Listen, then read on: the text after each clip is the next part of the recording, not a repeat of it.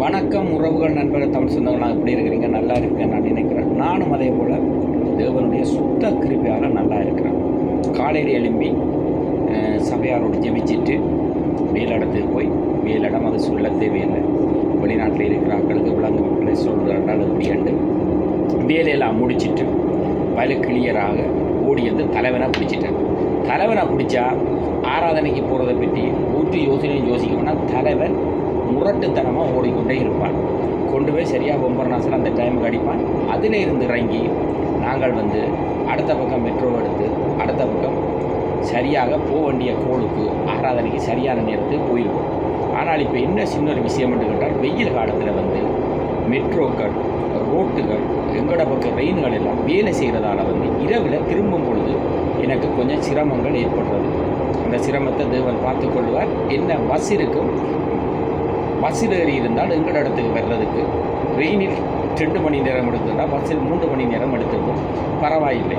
உலகத்தில் நாங்கள் வாழும்போது நாங்கள் வாழ வேண்டும் என்று சொல்லி எங்களுடைய வாழ்க்கைக்காக நாங்கள் எத்தனையோ மணித்தியாலத்தை ஒரு நாள் ஒன்றுக்கு நான் ஏறக்குறைய சராசரியாக தேவன் பலத்தை தந்திருக்கிறார். 12 மணித்தியாலத்துக்கு அதிகமாக ஒரு நாள் ஒன்றுக்கு நான் வேலை செய்வேன். தேவனுக்குத்தான் கோடான கூடி சூத்திரம் சொல்ல வேண்டும் என்ற பலத்தையும் கிருபையும் தந்து என்னை ஆரோக்கியத்தை ஓட வைக்கிறதுக்கு தேவனுக்கு கோடான கூடி சூத்திரம். நாங்கள் ஓடிக்கொண்டிருக்கும் பொழுதுதான் எங்களோடு 4 பேர் இருப்பார்கள். நாங்கள் நல்ல நிலையில் இருக்கும் பொழுதுதான் எங்களோடு 4 பேர் இருப்பார்கள். நாங்கள் கெட்டு நொந்து போய்விட்டால், ஒரு உடல் நுழைந்து உயராமல் படுக்கைக்கு போய்விட்டால் எங்களை யாரும் மறந்து விடுவார்கள். இதை நான் அநேகருடைய வாழ்க்கையில் நான் பார்த்திருக்கிறேன். அதனால் தேவன் எங்களை பலத்தோடும் கிருபையோடும் வைத்திருக்கிறதுக்கு தேவனுக்கு கோடான கோடி ஸ்தோத்திரம். அதே போல் வன்னிமலத்துறை யூடியூப் வந்து பெல்பட்டினை அமர்த்தி சப்ஸ்கிரைப் பண்ணுறார்கள். அதே போல் என்னுடைய ஃபேஸ்புக்கை பார்த்து லைக் பண்ணி ஷேர் பண்ணுறார்கள். அதே போல் என்னுடைய வாட்ஸ்அப்பில் என்னோடு உரையாடி ஒவ்வொரு காரியங்களையும் இப்படி நகர்த்துங்கள், இப்படி செய்யுங்கள் என்று சொல்லுகிற ஒவ்வொருத்தருக்கும் என்னுடைய இனிய மாலை வணக்கங்கள். இப்போ நான் என்ன விடயத்துக்கு வருகிறேன் கேட்டால், வெயில் காலம் தொடங்கி விட்டது. அதே போல் பவுனுடைய விலை வந்து 1050 ரூபாய்க்கு வந்து விட்டது ஒரு பவுனுடைய விலை. நீங்கள் காரணம் என்ன சொல்ல வருகிறார் என்றதை நீங்கள் புரிந்து கொள்ளுங்கள். நீங்கள் நகைகளை இந்த வெயில் காலங்களில் கழுத்துகளில் போட்டுக்கொண்டு நீங்கள் நடமாடுவதை பரிசில் தவிர்த்து கொள்ளுங்கள். போடுவது தவறில்லை, மிகுந்த பாதுகாப்போடு போடுங்கள். காரணம் என்னென்று கேட்டால், எல்லா இடத்திலும் வந்து வழிப்பறி நடந்து கொண்டு இருக்கிறது. காரணம், தங்கத்தின் விலை கூடியிருக்கிறது என்றதை பறிக்கிறவர்கள் கூட தெரிந்துதான் பறிக்கிறார்கள், தெரியாமல் பறிக்கவில்லை.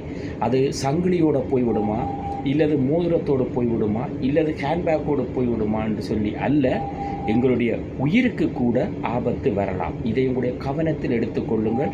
என்னுடைய பதிவு ஒன்றும் வன்னிமலத்துறை யூடியூப்பிலும் சரி, என்னுடைய செல்வராஜா ஜோச்சங்கன் என்ற ஃபேஸ்புக்கிலும் சரி, நல்ல விடயங்களை நான் பகிர்ந்து கொண்டிருப்பேன். அதே போல் ஒருவர் காலையில் ஒரு பதிவு வைத்திருந்தேன். எனக்கு சரியாக ஒரு அண்ணாவுக்கு நான் எடுத்திருந்த பொழுது அந்த அண்ணா என்னோட பேசும் பொழுது சொல்லியிருந்தார், போராட்ட காலங்களை பற்றி பேச போகிறேன் என்று சொல்லியிருந்தீர்கள். விறுவிறுப்பாக இருக்கிறது, கேட்பதற்கு நாங்களும் தயாராக இருக்கிறோம் என்று சொல்லியிருந்தேன். அதை குறித்து நான் உடனடியாக பேச மாட்டேன். சரியான முறையில் எல்லாத்தையும் கலந்து ஆலோசித்து அதை எப்படி பேசலாம், எப்படியான விடயங்களை அதை உள்ளடக்கலாம் என்று சொல்லி நிறைய விடயங்களை ஆழமாக யோசித்து ஒவ்வொரு மாவட்ட மீதியான விடயங்களை நான் பேசுவேன். அதை பேசும் பொழுது எந்த விதமான ஒரு பிழையான தரவுகளை பதிவு பண்ணாதபடி சரியாகத்தான் அதுகளெல்லாம் இருக்கான்னு சொல்லி நாங்கள் அந்த ஆண்டு திகதிகள், அந்த காலங்களில் என்னென்ன மாதிரியான சூழ்நிலை இருந்தது, அந்த காலங்களில் யாரெல்லாம் போராட்டத்தை தலைமை தாங்கினார்கள், அவர்களெல்லாம் இப்பொழுது வாழ்கிறார்களா இல்லது அவர்கள் வீரச்சாவடைந்து விட்டார்களா என்பதையெல்லாம் நான் சரியான தரவுகளை பேச வேண்டியவர்களோடு பேசி எல்லாத்தையும் சேகரித்து விட்டு பொறுமையாக இருங்கள், அதை நான் பேசலாம். எங்களுக்கு பேசுவதற்கு எந்த விதமான தடையும் அல்ல. காரணம் என்னென்று கேட்டால், எங்களுடைய தாய் நாட்டில் 2 பகுதியும் தான் போராடினார்கள். போராடும் பொழுது இராணுவத்துக்கும் போராட்டத்தில் விருப்பமல்ல, சிங்கள மக்களுக்கும் போராட்டத்தில் விருப்பமல்ல. ஆனால் எங்களுக்கு திணிக்கப்பட்ட வன்முறைகள் எல்லாத்தையும் அவர்களும் உணர்ந்திருக்கிறார்கள். நாங்கள் ஏன் போராடினோம் என்பதையும், தமிழ் மக்களால் எதற்காக இவ்வளவு தூரம் போராடி இவ்வளவு பேர் வீரச்சாவு, இவ்வளவு பொதுமக்களே இறந்தார்கள் என்பதையும் வந்து சிங்கள மக்களும் இப்போ இருக்கிற அரசாங்கமும் புரிந்திருக்கிறார்கள். ஆதலால் நாங்கள் பேசுவதற்கு பயப்பட தேவையில்லை. இருந்தாலும் அதுகளை குறித்து நானும் சிலரோடு பேசி முடித்துவிட்டு சரியான தரவுகளை ஒவ்வொரு காரியங்களாய் நகர்த்துவேன். முதலாவது, நான் மன்னார் மாவட்ட தொடங்குவேன். 2வது வவுனியா மாவட்டம், 3வது கிளிநொச்சி மாவட்டம், 4வது முல்லைத்தீவு மாவட்டம், 5வது யாழ் மாவட்டம், 6வது திருகோணமலை மாவட்டம், 7வது மட்டக்களப்பு மாவட்டம். இதுகளெல்லாம் ஒவ்வொரு நாட்டிலும் ஒரு நண்பர்கள் எங்களோடு பயணப்பட்டு வந்தவர்கள் இருக்கிறார்கள்.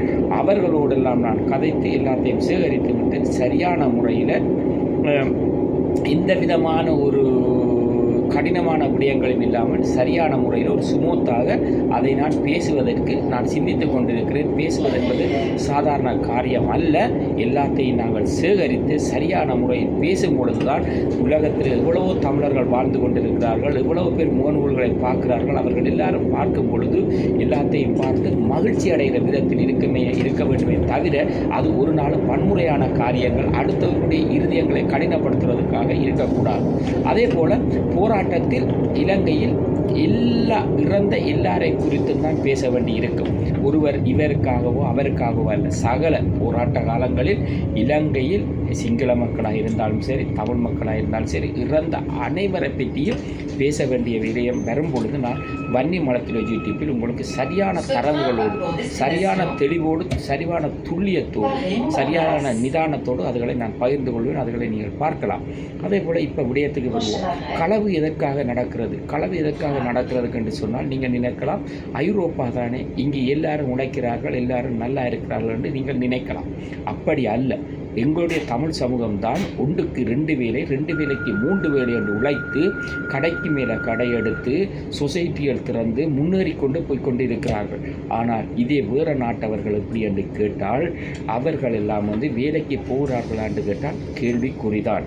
ஆனால் பிரெஞ்சுக்காரரில் 70% ஆட்கள் வேலைக்கு போய்கொண்டிருக்கிறார்கள். அதில் மாற்று கருத்தல்ல. 30% ஆட்கள் தாய் தகப்பனுடைய வருமானத்தில் படித்து கொண்டும் அப்படியே தாய் தகப்பனுடைய வருமானத்தில் வாழ்ந்து கொண்டும் இருக்கிறார்கள். மத்திய நாட்டவர்களுடைய விகிதாசார கணக்கை எடுத்து பார்த்தீர்களா இருந்தால் 100% பேர் இருக்கிறார்கள் என்று சொன்னால் 40% பேர் வேலை செய்கிறார்கள். 60% பேர் அரசாங்கத்திடமிருந்து வருமானத்தை எடுத்துக்கொண்டு சில காரியங்களை செய்து கொண்டிருக்கிறார்கள் என்று சொல்லி கருத்து கணிப்புகள் சொல்லுது. ஆனால் எங்களுடைய இலங்கை தமிழர்களை நீங்கள் எடுத்து பார்ப்பீர்களா இருந்தால் இலங்கை தமிழர்கள் 90% வேலையிலேயே நிரந்தரமாக ஓடிக்கொண்டிருக்கிறார்கள். ஆனால் ஒரு 10% பேர் தான் முதலாளித்துவம் என்ற அடிப்படையில் இருக்கிறார்கள். இழுத்து பிரான்சுகள் எடுத்து பார்த்தீர்கள் என்று சொன்னால் ஏறக்குறைய தமிழர்களுடைய கடைகளை நீங்கள் கணக்கெடுத்து பார்த்தால் 700 இருந்து 100 வரைக்கும் இருக்கலாம் என்று சொல்லி என்னுடைய கணிப்பு. நான் சில விடயங்களை ஆராய்ந்து பார்க்கும் பொழுது நான் கணிப்பிட்டு சொல்லுகிறேன். அது சரியான தரவு தானா என்று என்னால் கணிக்க முடியாது. இல்து பிரான்சுக்குள் ஏறக்குறைய எங்களுடைய தமிழர்களுடைய கடைகள், அலிமித்தோசியம் கடையாக இருக்கலாம், ரெஸ்டாரண்டாக இருக்கலாம், எப்படியான கடைகளாக இருந்தாலும் கூட, டெலிஃபோன் கடைகளாக இருந்தாலும் ஏறக்குறைய 700க்கு மேற்பட்ட கடைகள் இருக்கலாம் என்று சொல்லி நான் நினைக்கிறேன். அது சரியாக இருக்கும் என்று சொல்லியும் நினைக்கிறேன். அது அப்படியே கடந்து போகட்டும். எங்களுடைய தமிழர்கள் இங்கே வரும்பொழுது எப்படி வருகிறார்கள் என்று கேட்டால் தங்களை நம்பித்தான் இந்த நாட்டுகள் இறங்குகிறார்கள். அவர்கள் வரும்பொழுது எந்த விதமான மொழி தெரியாது, விசா இல்லை, இருப்பிடம் இல்லை, வேலை இல்லை, ஆதரிப்பதற்கு யாரும் இல்லை என்ற நிலைமையில் வந்துதான் படிப்படியாக முன்னேறி இந்த உயர்வுக்கு வந்திருக்கும். ஆனால் வருத்தத்துக்குரிய விடயம் என்னென்று கேட்டால் எங்களுடைய தமிழ் மக்களிடம் ஒற்றுமை இல்லை. காரணம் என்னென்று கேட்டால் ஒருவர் வளர்வது மற்றவருக்கு பிடிக்காது, மற்றவர் வளர்வது மற்றவருக்கு பிடிக்காது.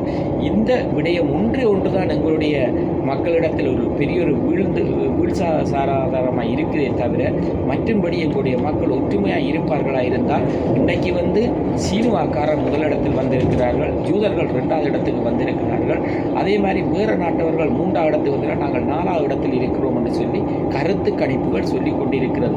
காரணம் என்னென்று கேட்டால் நாங்கள் உழைப்பில் குறைந்தவர்கள் அல்ல.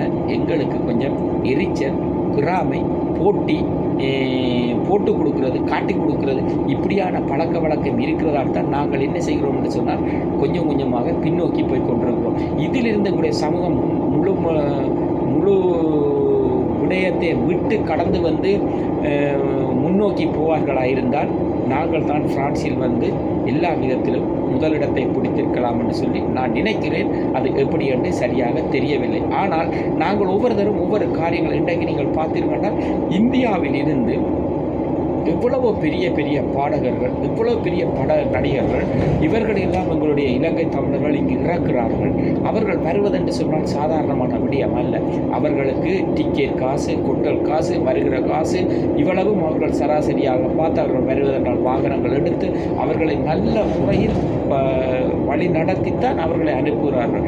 எவ்வளவு தூரத்தில் யோசித்து பாருங்கள். எங்களுடைய தமிழர்கள் எவ்வளவு செய்கிறார்கள். இங்கே கல்யாண வீட்டுக்கு 10 பேருக்கு மேல் கூப்பிட மாட்டார்கள் பிரெஞ்சுக்காரர். ஆனால் எங்களுடைய தமிழர்களுடைய கல்யாணத்தை பாருங்கள், 1000 பேர் வரைக்கும் கூட பெரிய போல் எடுத்து செய்கிறார்கள். அப்படி எங்களுடைய தமிழர்கள் வளர்ச்சி கண்டாலும் ஒற்றுமையாக இருந்தால் எங்களுடைய வளர்ச்சியை எவராலும் தட்டி பறிக்க முடியாது. அதே போல் நீங்கள் ஒவ்வொருத்தரும் வெயில் காலங்களில் மீண்டும் சொல்லுகிறேன், நீங்கள் செல்லுகிற இடங்களெல்லாம் உங்களுடைய பொருட்கள், உங்களுடைய உடைமைகளை பாதுகாப்பாக வைத்துக் கொள்ளுங்கள். வன்னிமலத்திலே ஜிடிபோடு பயணிக்கிற நீங்கள் ஒவ்வொருத்தரும் தைரியத்தோடும் மன சமாதானத்தோடும் நிம்மதியாகவும் இருக்க வேண்டும் என்று சொல்லி வன்னிமலத்துறை சார்பில் உங்களிடமிருந்து கேட்டு உங்களிடமிருந்து விடைபெற்றுக் கொள்கிறேன். உங்கள் வன்னிமலத்துறை ஜிடி பண்டர்.